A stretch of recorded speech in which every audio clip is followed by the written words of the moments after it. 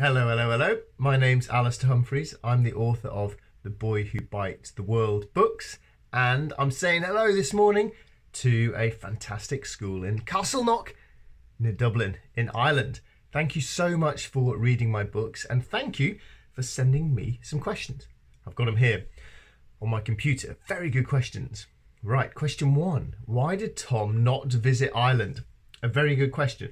You know, when I say to people, I cycled around the world, there's always two types of people who question that. Irish people say, how can you say you went around the world if you didn't come to Ireland? And people from New Zealand say exactly the same thing. So I did go around the world, but I didn't go everywhere. And sadly, I missed out Ireland. And the main reason I missed out Ireland is because I tried to travel around the world without using aeroplanes. I did get around the world without using aeroplanes. And that means that to get to any different island, you need boats, and organising boats and ideally sailing boats was hard work, extra complication, extra money, and so I tended to miss out lots of islands. So that's why I didn't go to Ireland. But if I had gone there, there's so much of Ireland I would like to travel around. Or sorry, that Tom would like to travel around. The West Coast, cycling down the beautiful West Coast. But I know very little about Ireland, even though it's so near to Britain. So there is a lot of the world that I still really, really want to explore. By the way, if you're after an Irish adventurer, my friend Leon McCarran, who I crossed the Empty Quarter Desert with, he's from Northern Ireland. If you look on YouTube under Into the Empty Quarter, you will see the film that Leon and I made together. Why did the name of Tom's sister change over the course of 3 books? Very observant, well done. Tom's sister's name does change, which is weird. What this means is that you have read a very early version of the first book, because actually in all the books that are published today, book 1, book 2 or book 3, Tom's sister is called Lucy, always. The reason for this is that when I first wrote the book, I had my own boy, he's called Tom, but I didn't have a second child, and so the girl's name, Jo, I just made up. But then later, we had a little girl as well, called Lucy. So I got in touch with the publisher and I said, I know this is a bit annoying, but do you mind if we change the name for the future books to Lucy? And they kindly agreed. So yeah, it's Tom and Lucy in all. If you buy a book today, that's what it always is. When you cycled around the world, did you eat banana sandwiches like Tom? Or what did you eat? Yeah, I ate a lot of banana sandwiches, but admittedly not as many as Tom, who does seem to be obsessed with them. They are, however, great food for eating on bike adventures because they are cheap. Bananas are really good to eat in places that are maybe dirty, and you might get sick from eating food because they're wrapped in their own clean protective wrapping. They're really nutritious. They're great.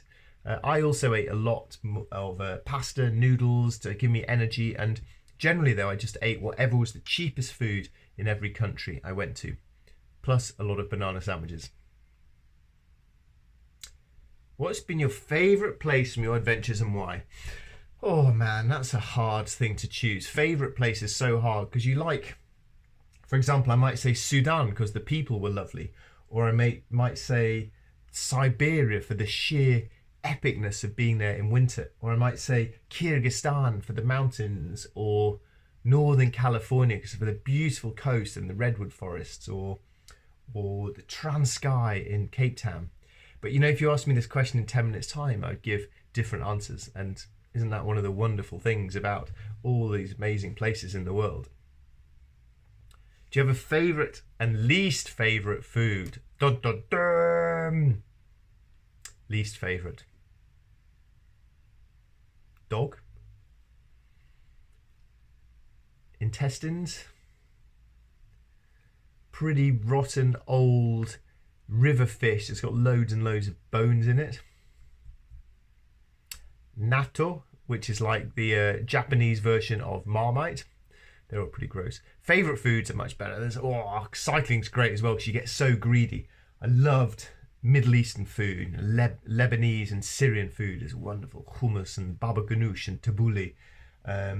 I really loved the hot, fresh bread in Turkey, the ekmek. You get bite hot from the bakers in the morning.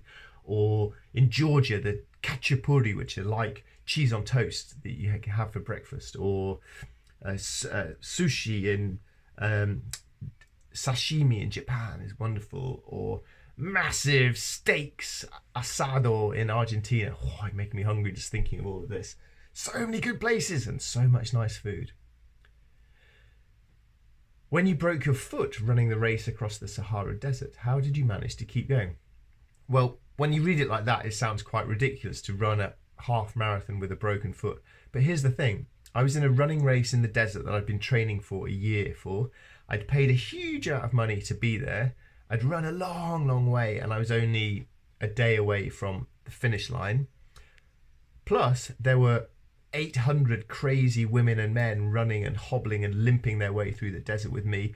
By this point in the race, everyone is bruised and battered and in pain and blisters and agony and hobbling and limping. And so, to be honest, having a little broken bone in my foot felt kind of normal amongst all these crazy folks. So I just hobbled on and limped to the finish line, and I'm very glad that I did.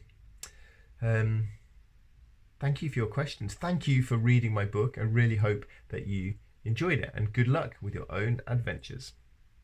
Bye bye.